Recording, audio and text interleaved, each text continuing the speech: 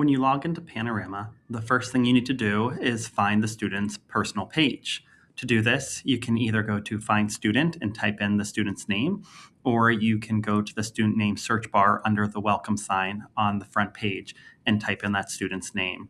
As you type the name, other names will populate, so just make sure you click on the student you want and it will bring you to their personal page.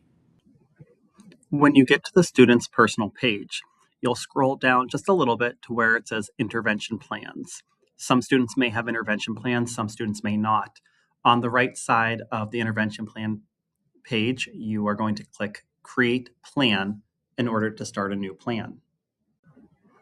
You will now begin creating the intervention plan. First, you need to pick the intervention type. I have ELA, but you might pick attendance, behavior, mathematics, other academics, or skills for success. Next, you pick the tier. This, you have the option of tier 2 or tier 3. Finally, you have the focus area. It says you have a maximum of 3 focus areas you can use during this intervention plan. I picked fluency for this example. Next, you have to state what is the goal of this intervention plan. Remember to make this goal measurable.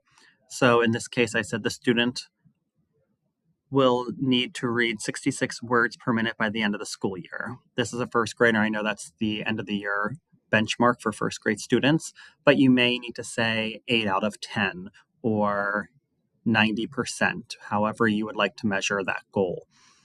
Below that is the pre-intervention reflection. This is optional that you do not have to put in, but may be helpful during the intervention plan. After you've picked your goal for intervention and maybe put in some pre-intervention reflection, you then pick the strategy you're going to use. You can either select a strategy from the library, which will populate based off of your focus area. As you can see, I picked time fluent reading, or you can add a custom strategy that you're using that is not in that library. Next, you will then pick the intervention start date. It may be the day you're putting the plan in, or it may be a couple days prior or after the time you're putting in this actual plan, and how long you're going to be tracking this data. I currently have 6 weeks. You could add a schedule, or you could make that time frame shorter or longer depending on your intervention. After you have picked a strategy and a start date, you'll scroll down. If you want to add any intervention references, you can link them there, you can note them there. It is not required. Finally, you will hit the continue button on the bottom right. On the next screen, you start with picking the champion. The champion is the person who is kind of in charge of this intervention plan and who will be putting in that data. I put myself as the champion. That is the decision of you and your team to decide who the champion of this intervention plan is. Next, the monitoring method. There are 3 options. Notes only, where you would kind of put in your observational notes. Custom method, which is a method that you have created that you're using during your intervention, or a monitoring method, which is all methods that, in this case, I can use FastBridge CBMR because it is linked to a resource that our district uses. Finally, you have to pick the monitoring frequency. I picked every other week. There are other options as well, like weekly or every month. That's again up to you and your team. When you have these decided, then you will come to the bottom to create intervention and click it. After you click the create intervention button, you will get this success screen showing that your plan has been created.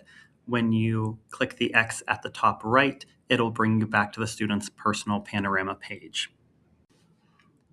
When you're back to the student's personal Panorama page, scroll back down to intervention plans, and you will see your current intervention plan on their personal page. If you were to click on a student's new intervention plan, it would show you this graph. Currently, we have no data on it, but the more data you put on, the more you will see the information. But you can also click the More Actions button, which will let you print off the intervention plan, say that the plan is complete if you've gone through the full cycle. It'll allow you to manage the team who's working on this intervention plan, edit the plan, or delete the plan altogether.